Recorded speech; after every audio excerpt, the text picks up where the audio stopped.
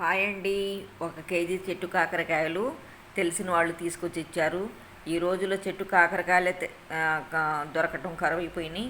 ఇలా కాకరకాయల్లో ఉప్పేసి కొన్ని వాటర్ పట్టి అరగంట ఉంచేసి వాటర్ వదిలేసి అరగంట ఉంచితే ఏదైనా చేదు, ఏదైనా మనకు ఇప్పుడు పురుగుల కోసం మనం మందు కొడతాం కదా, ఆ మందు ఏదన్నా ఉన్నా కూడా ఉప్పుకి ఇరిగిపోతుంది. స్లేట్స్ లాగా పల్చగా కట్ చేసుకొని మనం తగిన ఇది అలా ఒక ప్లేట్లో పోసేసుకొని బాండి పెట్టుకొని ఇలాగ పల్చగా స్లేట్స్గా అసలు చేదంటూ ఉండదు చెట్టు కాకరకాయలంటే. ఇప్పుడు బయట కాకరకాయలు తొందర ఏగట్లేదు, చేదు. ఇదిగోండి వాటి కోసం పోపు దినుసులు కాకరకాయలు బాగా కళ్ళిగా త్వరగా వేయించుకోవాలి, మెత్తగా లేకుండా. అలా వేగిన తర్వాత ఒక ప్లేట్లో ఇలా తీసేసుకొని మనకు గట్టిగా ఉన్నాయా లేకపోతే మెత్తగా ఉన్నాయని కొద్దిగా చెక్ చేసుకోవాలి.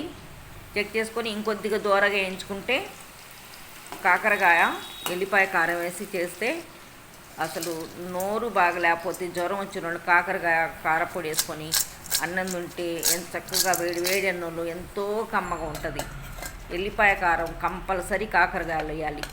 కరెంటు లేదు కదా, అందుకోసమని నేను రోట్లో వేసి కొద్ది పలుగ్గా ముక్కలను తొక్కి కొద్దిగా మెత్తటి ఉప్పు వేసుకొని ఇలా తొక్కేసుకొని ఒక గిన్నెలో తీసుకోవాలి. తీసుకున్న తర్వాత ఎల్లిపాయ కారం, అది దానికి సరిపడా ఎల్లిపాయ, ఒక 100 గ్రాములు, 1 కప్పు కారం, ఇవన్నీ మెజర్మెంట్ వేసుకొని ఒక గిన్నెలో తీసుకొని మనం పోపు దినుసులు ఇవన్నీ రెడీ చేసి పెట్టుకున్నాను కదా, ఇవన్నీ అదే ఆయిల్లో పోపు దినుసులు వేయించుకొని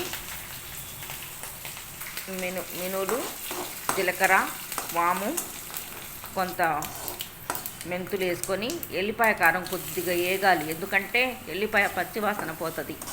కొద్దిగా తగినంత ఉప్పు వేసుకోవాలి. ఆ తర్వాత తొక్కినది ఇదిగోండి ఆ ముక్కలు కట్ చేసుకున్నాయి మొత్తం కలగలిపి ఫ్రైలాగా చేసేసుకుంటే చాలా టేస్టీగా ఉంటుంది. చేదంటూ ఉండదు. చెట్టు కాకరకాయలు ఎప్పుడైనా చేదు ఉండదు. మనం బయట కొన్న కాకరకాయలు అయితే చేదు కషం అసలు నోట్లో పెట్టుకోవడానికి ఉండదు, అంత టేస్టీగా ఉండదు. నేనైతే మా తెలిసిన వాళ్ళు తీసుకొచ్చిస్తే 1 కేజీ తీసుకొని ఇలా స్టోర్ చేసుకొని పెట్టుకుంటాను. మనకు కాకరకాయలు కూడా చిక్కుడుకాయలు, కాకరకాయలు, వంకాయలు ఇవన్నీ ఇళ్లల్లోనే ఖాళీ ప్లేసుల్లో పండించుకొని తినేవాళ్ళం. మేము చిన్నప్పుడు ఇలా వేయించుకొని స్టోర్ చేసుకుంటానండి.